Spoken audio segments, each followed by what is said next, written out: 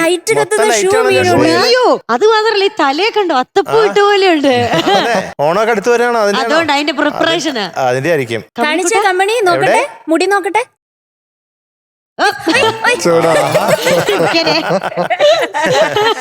ക്യൂട്ടായിട്ടുണ്ട്, സുന്ദരിയായിട്ടുണ്ട് കേട്ടോ ധ്യാനക്കുട്ടി. കമ്മലിടുന്ന ഇങ്ങനെ കമ്മല ഇളകണൊക്കെ ഓരോന്ന് കാണിക്കുക. കുറച്ചു സമയം അവളെ പുകഴ്ത്താൻ അതിനെ. ഹായ്, ഇതാരാ? എന്നെ അറിയോ? അങ്ങളുടെ പേരറിയില്ല. പക്ഷെ അത് അരവിന്ദേട്ടൻ. അരവിന്ദേട്ടൻ ഒന്ന് പറഞ്ഞേ. അരവേട്ടൻ.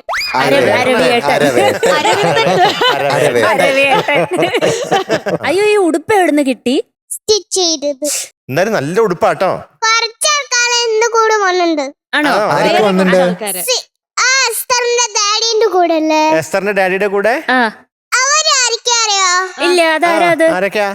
എന്റെ മമ്മീന്റെ റിനിയാന്റിന്റെ ബാക്കിൽ ആരാ അറിയോ? അല്ല,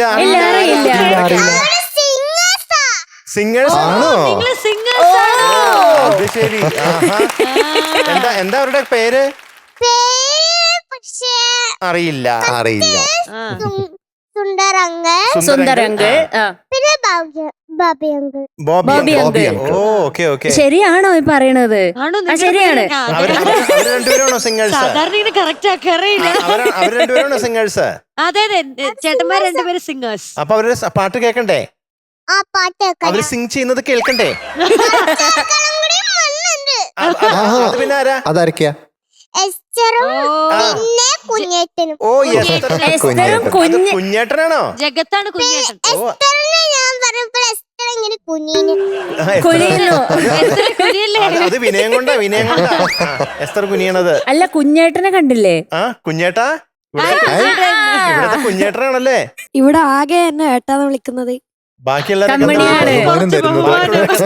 ഇവളാകെ ഏട്ടാന്ന് വിളിക്കുന്നത് എന്നെ മാത്രാണ്. പിന്നെ ബാക്കിയുള്ളവരൊക്കെ എന്താ വിളിക്കുന്നേ? എടാ. ബാക്കിയുള്ളവർക്ക് ഒരു ബഹുമാനം ഇല്ലല്ലേ? ഞാൻ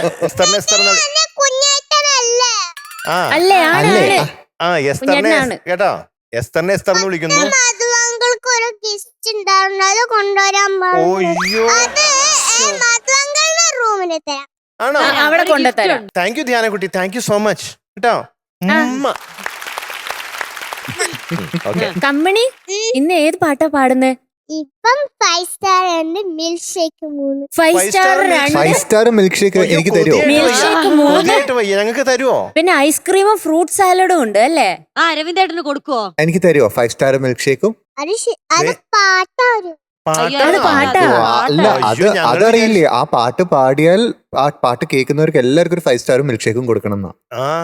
അങ്ങനെയുണ്ട്. ഞാന് മമ്മിനോട് ഒരു ഐസ്ക്രീം വാങ്ങി തരാൻ പറയുമ്പോൾ മമ്മി വിഷ്ണുവിനെ വിളിക്കണം,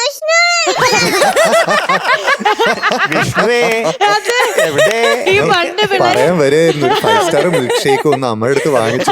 അപ്പൊ വിഷ്ണുവിനായിരിക്കും ഫോണ് പോകുന്നത്. വിഷ്ണുവിനെയാണ് അപ്പൊ പേടിയുള്ളത്. പണ്ട് മറ്റേ ഉമ്പാക്കൻ അതെ, ഭൂതം വരണ്ട്, കോക്കാൻ വരണ്ടെന്നൊക്കെ പറഞ്ഞ പോലെ